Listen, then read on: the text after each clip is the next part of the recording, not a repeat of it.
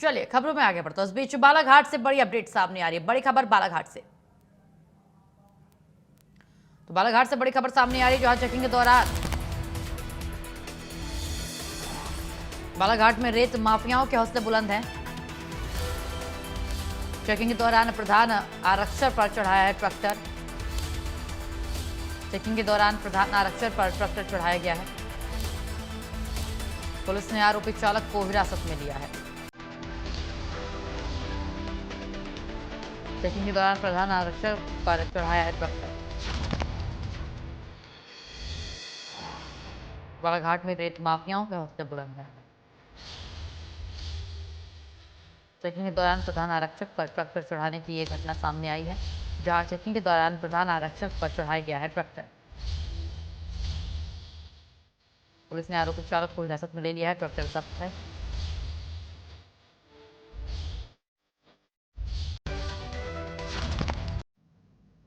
देखिए, घटना की तस्वीरें भी हम आपको दिखा रहे हैं, किस तरीके से चेकिंग के दौरान प्रधान आरक्षक पर ट्रैक्टर चढ़ा दिया गया। घायल आरक्षक को इलाज के लिए भर्ती कराया गया है।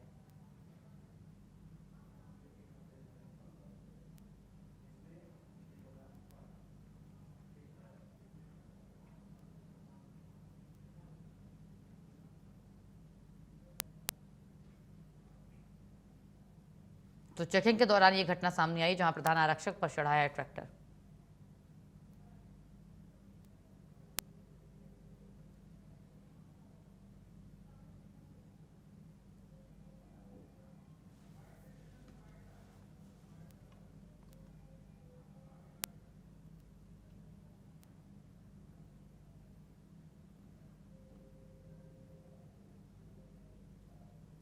तो बालाघाट का ये पूरा मामला है, जहां चेकिंग के दौरान प्रधान आरक्षक पर ट्रैक्टर चढ़ाया है।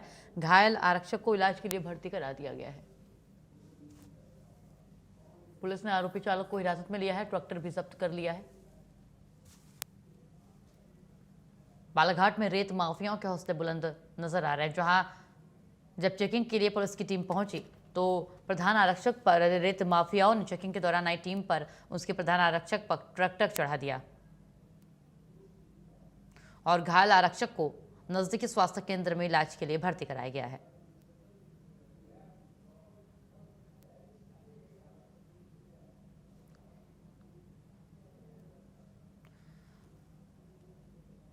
शौकत विशा ने हमारे साथ फोन लाइन पर हमारे संवाददाता जुड़ गए, उनका रुख करते हैं, उनसे अपडेट लेते हैं। शौकत, जिस तरीके से ये रेत माफियाओं के हौसले लगातार बुलंद नजर आ रहे हैं कि चेकिंग के लिए पहुंची टीम पर भी ये हमला करने से कतराते नजर नहीं आ रहे। शौकत, बिल्कुल, तो बड़ी घटनाक्रम है। बालाघाट में पहली बार इस तरह से ट्रैक्टर से कुचलने का घटनाक्रम सामने आया। प्रधान आरक्षक जो राजेश्वर रांगडाले अपने साथी सुशील आरक्षक है, इनके साथ में रेत उत्खनन की जो मुखबिर से सूचना मिली थी, तो रात में लगभग 9 से 10 बजे के बीच ये भला काम थी गए हुए थे। उस दौरान रेत माफिया ट्रैक्टर चालक ने कुचलने का प्रयास किया।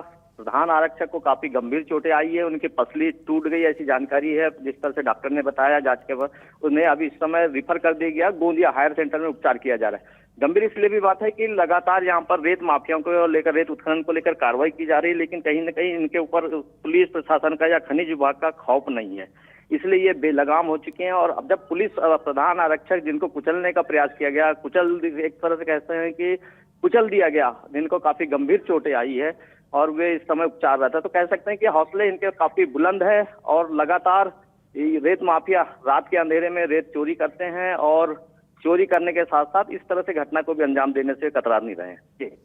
बिल्कुल, और इन पर लगाम लगाने की बेहद जरूरत है, जिसको देखते हुए पुलिस की टीम लगातार एक्शन में भी नजर आ रही है। शौकत, लेकिन इसके बाद क्या प्रधान आरक्षक के साथ जो घटना घटी उसके बाद क्या पुलिस ने कुछ कार्रवाई की? जी निश्चित, इस समय पुलिस ने जब घटनाक्रम सामने आया तो आईजी और एसपी तत्काल मौके मुआयना किया। उन्होंने प्रधान आरक्षक को हायर सेंटर रिफर भी किया, लेकिन जो ट्रैक्टर से कुचलने वाला आरोपी है, कोई टेकाम सरनेम है उनकी, जिन्हें पुलिस ने अपनी अभिरक्षा में ले लिया है और अभी उससे पूछताछ की जा रही है कि उसके पीछे और कौन कौन लोग शामिल है। लेकिन स्थिति सभी के लिए हैरान करने वाला विषय है कि इस तरह से घटनाक्रम अगर बालाघाट जैसे यहाँ पर जहाँ रेत की प्रचुरता है, रेत की उपलब्धता है, उसके बावजूद रेत माफियाओं द्वारा अगर इस तरह का घटनाक्रम अंजाम दिया जाए तो यह भी चुनौती।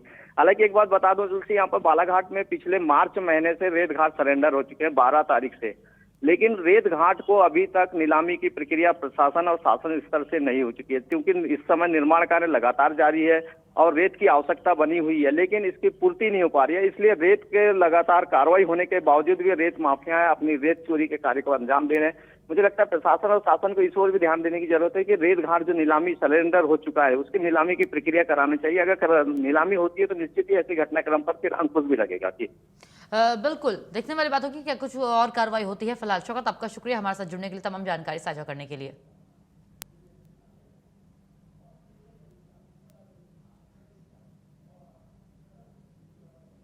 चलिए आगे बढ़ते हैं। इस बीच भोपाल से